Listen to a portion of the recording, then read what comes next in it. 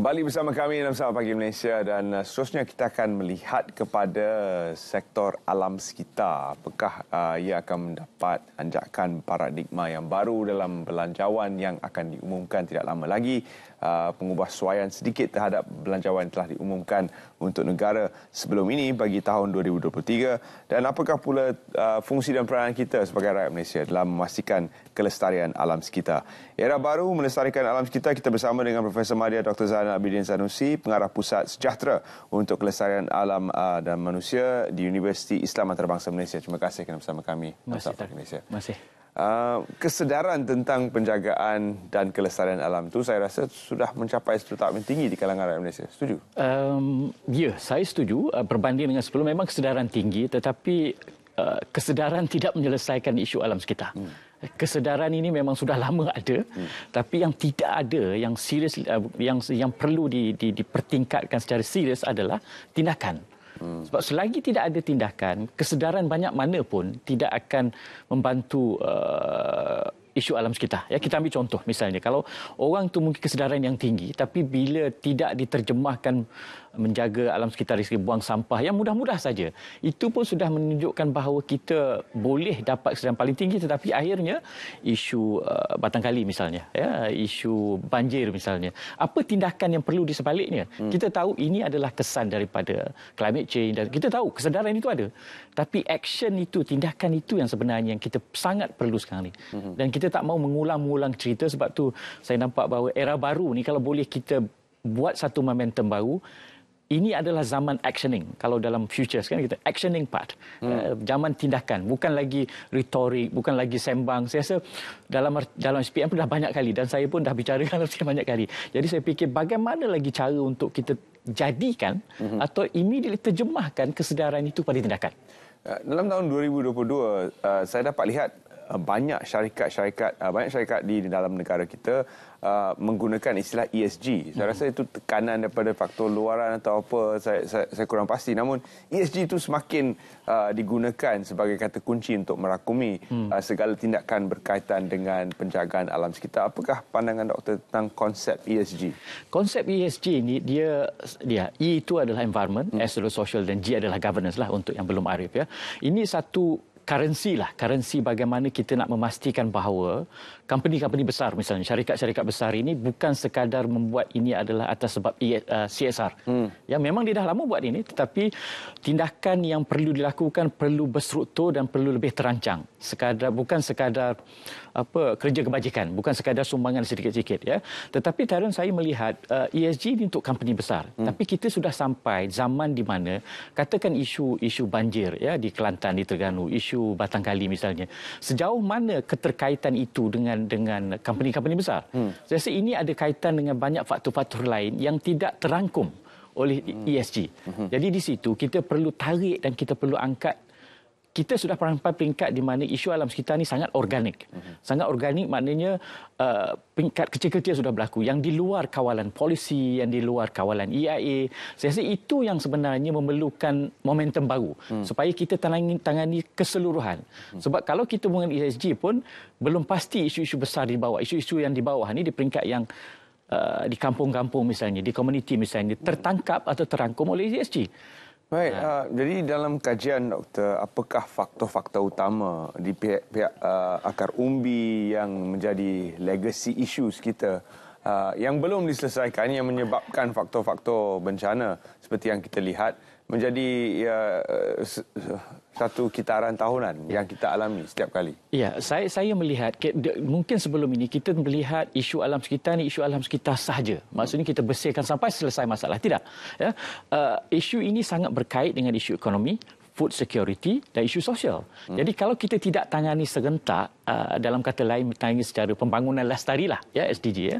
Kalau kita sekadar melihat ini sekadar isu buang sampah, tidak. Sebab orang ada kumpulan yang mendapat rezekinya daripada mengumpulkan sampah. Jadi untuk menafikan itu ataupun untuk menghalang itu adalah sesuatu menghalang pencarian kehidupan dia. Jadi selagi kita tidak selesaikan yang satu lagi itu, tidak akan selesai. Jadi saya melihat bahawa di situ faktor yang agak besar sedikitlah, ya, bagaimana pendekatan kita di peringkat PBT misalnya, di peringkat yang di bawah ni. Ya, sebab itu saya rasa Malaysia sangat is doing well lah ya dari peringkat nasional, peringkat perancangan. Tetapi dari segi pelaksanaan di bawah ni, sebab saya pengalaman turun berapa 30 kawasan, berbincang dengan banyak kumpulan focus group discussion ya. Mereka menggambarkan bahawa yang terangkum dalam polisi company-company besar itu sudah terangkum ya, ada ESG dan sebagainya. Tapi yang kecil-kecil ini, yang peringkat kumpulan komuniti, yang ini yang perlu ditangani ya. Jadi apakah pembaharuan yang kita perlukan? Adakah lebih penguatkuasaan? Adakah lebih kesedaran tu doktor kata dah ada pada tahap yang tinggi. Jadi penguatkuasaan mungkin ataupun pengubahan dalam sikap itu sendiri. Ya, dia cerita sikap dan cerita penguatkuasaan ini memang mantra paling utamalah ya. Yang kita sudah ulang setiap tahun seperti yang you kata sejahtera, ini mantra ulangan yang ya. Okey, kalau katakan dari segi penguatkuasaan lah ya, yang saya dapati bahawa hasil daripada perbincangan kita adalah antara polisi dan dasar yang conflicting antara peringkat federal dengan state. Sebab isu alam sekitar adalah isu yang boleh jatuh dekat federal, boleh jatuh dekat state ya. Jadi apabila tidak berlaku keharmonian ya, ada syarikat yang boleh terlepas dan boleh berlaku juga, dan kita perhatikan bahawa berlaku manipulasi. Sebab apabila di federal minta begini, di state membenarkan begini, jadi berbeza. Jadi siapa yang harus melakukan penguatkuasaan ya. Yang kedua, dari segi kesedaran, dari segi pendekatan yang lebih efektif, pembaharuan yang saya nampak adalah ini adalah zaman di mana kita perlu turun betul ke komuniti. Ya, sebab itu ada istilah localization. Dalam bahasa Melayu kita katakan penyentepatan. Ya, sebab isu alam sekitar ini bukan isu yang boleh diselesaikan oleh majlis daerah secara direct, melainkan penduduk di daerah tersebut. Jadi penyelesaian yang paling lestari adalah kita empower. Kita serahkan kerja ini kepada komuniti tersebut, komuniti setempat. Dan inilah sebenarnya pendekatan yang dibawa oleh SDG, Matlamat Bangunan Lestari. Dia perlu meletakkan kepercayaan, perlu diberi mandat, perlu diberi bajet misalnya ya. Yang paling pentinglah untuk diberdayakan supaya dia boleh buat tindakan sendiri. Sebab kalau dia hanya menanti penguatkuasaan, tidak lestari. So, dia lari habis selesai, datang semula kan. Jadi saya dapat lihat bahawa kita bergerak ke arah persoalan berkaitan dengan bajet 2023. Tapi saya ingin sentuh tentang pelupusan sisa dan sampah. Kerana seperti yang doktor katakan tadi, ada isu berkaitan federal dan juga state. Jadi pelupusan sampah ni saya rasa salah satu daripada isunya. Di dalam kawasan-kawasan bandar seperti Kuala Lumpur, Pulau Pinang, Johor Bahru dan sebagainya, kita dapat lihat ada perancangan, ada syarikat-syarikat ini beri konsensi dan sebagainya. Namun bagaimana di kawasan pedalaman?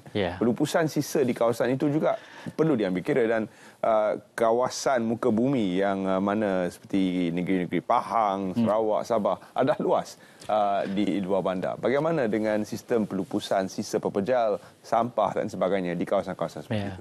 Sebab itu saya melihat bahawa kalau di bandar itu isu dia agak berbeza dan kita agak yakin sedikitlah ya sudah ada peraturan. Tapi seperti yang dinyatakan bila di luar bandar, di luar bandar ni satu isu pendidikan lah ya, dan seperti yang saya mentionkan tadi, pada dia kesedaran tentang sampah ni, tanah masih luas. Jadi kenapa perlu dirisau ya?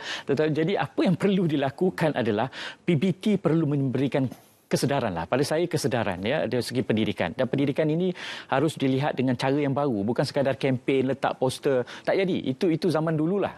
Sekarang ini yang perlu dilakukan adalah di samping polisi yang lebih khusus ya, yang menangani isu pendalaman dan sebagainya, pendidikan, kesedaran itu perlu lebih berstruktur dan perlu lebih berterusan lah ya. Sebab itu saya rasakan bahawa memang perlu ada keseimbangan antara menangani isu di bandar dan sama pentingnya seperti yang tadi saya mentionkan bahawa di luar bandar. Sebab itu saya katakan tadi, benda ini sudah di peringkat organik dan kita sudah perlu menangani isu ini lebih khusus. Ya, cara pendekatan yang umum ni bukan lagi pendekatan yang mencukupilah. Dan di UiAM sendiri juga ada program-program untuk memberi kesedaran itu kepada para pelajar yang pelajar-pelajar ini pun datang daripada seluruh negara. Jadi dengan memberi kesedaran kepada mereka, mungkin mereka akan kembali ke kawasan kampung halaman dan membawa kesedaran itu bersama. Apakah antara program-program yang dijayakan oleh UiAM?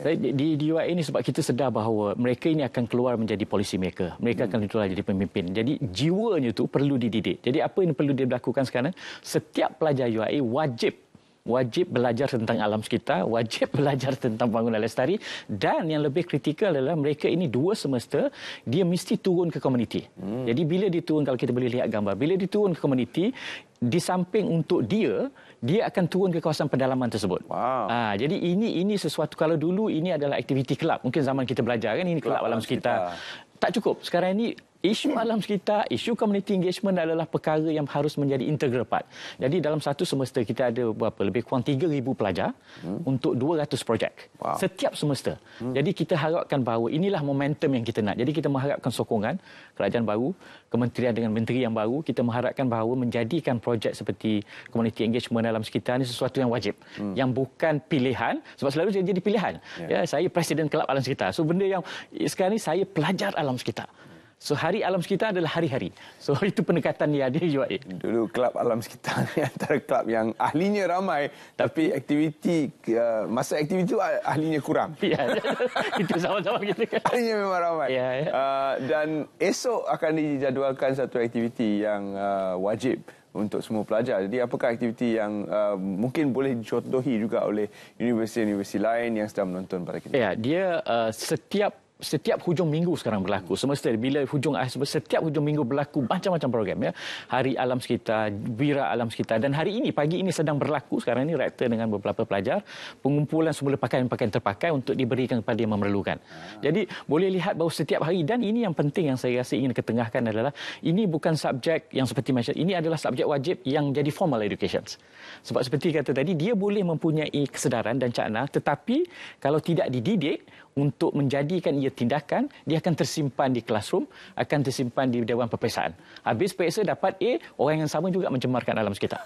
Sebab itu saya rasa community engagement adalah sesuatu yang wajib yang kita panggil kalau di peringkat kementerian lah, yang diarahkan adalah experiential learning.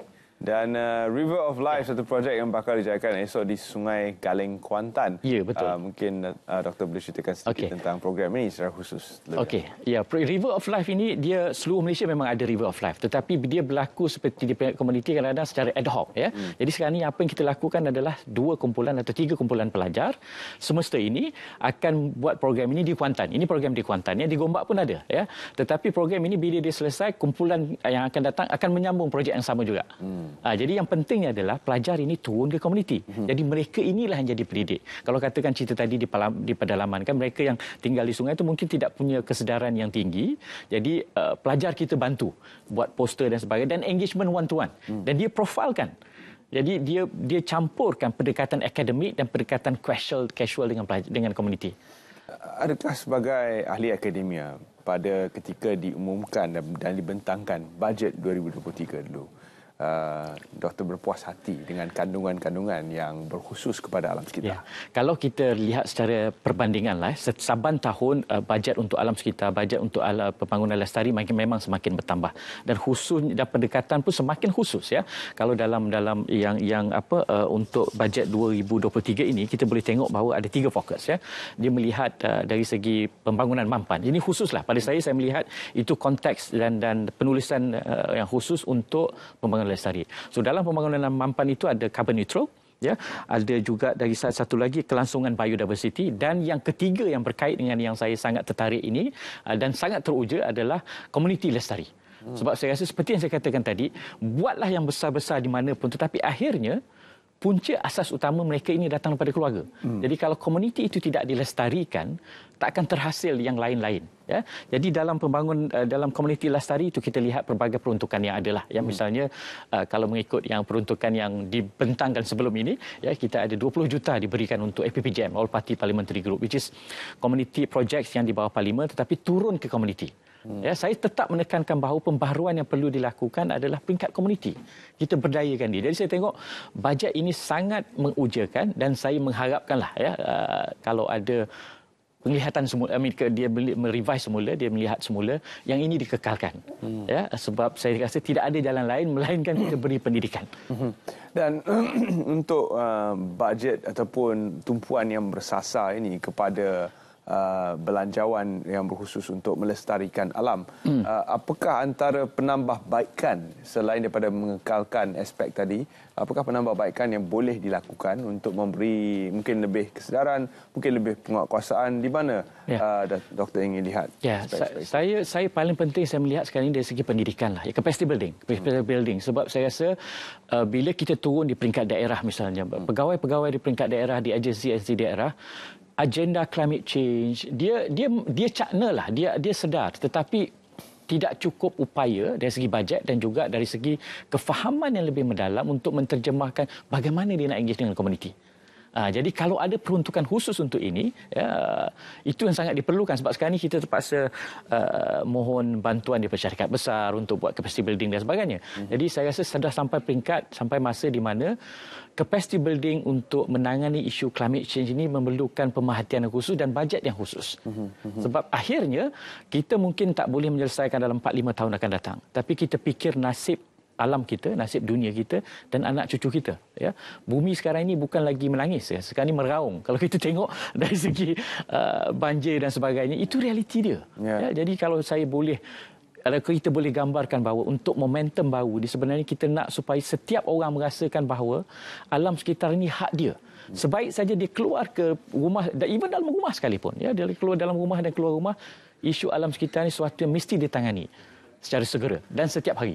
Ya, kalau kita lihat pada sasaran Paris Accord untuk climate change 1.5 darjah sahaja menjelang 2050, saya rasa kita sudah jauh tersasar daripada sasaran. Memang seperti dilaporkan di Syams, the meeting COP27 ya, memang mau tak mau kita kena akui dan saya rasa kita perlu wawarkan secara lebih besar supaya kita rasa bahawa tak capai dan kita jauh. Dan in fact kalau melihat laporan dia mengatakan bahawa 20 by 20 10% masih lagi kita nak 40-45%, increase by 10%. Jadi cita-cita untuk mengurangkan atau mengekalkan kepemanasan tahap 1.5 itu adalah, kalau mengikut perkataan daripada COP report, we are fast track in the climate change. Kita fast track ourselves for that. Jadi bagaimana sebenarnya kita nak melihatkan bahawa kepada masyarakat, kepada diri kita sendiri bahawa climate change is real. Ya, memangnya. Terima kasih Dr. Zainal Abidin kerana sudi bersama kami dalam Saat Pagi Malaysia. Kita akan berehat seketika untuk memberi laluan kepada rakan-rakan kita di Bilik Berita bagi menyampaikan berita mutakhir melalui Konti News, dan kita akan kembali bersama anda selepas itu dalam Saat Pagi Malaysia. Teruskan setia bersama kami kerana banyak lagi pengisian menarik menanti anda pada hari Jumaat, hari penuh dengan barakah ini. Jangan ke mana-mana, terus setia bersama kami. Kita berehat seketika untuk ke Konti News dan kembali bersama anda selepas itu. Jangan ke mana-mana.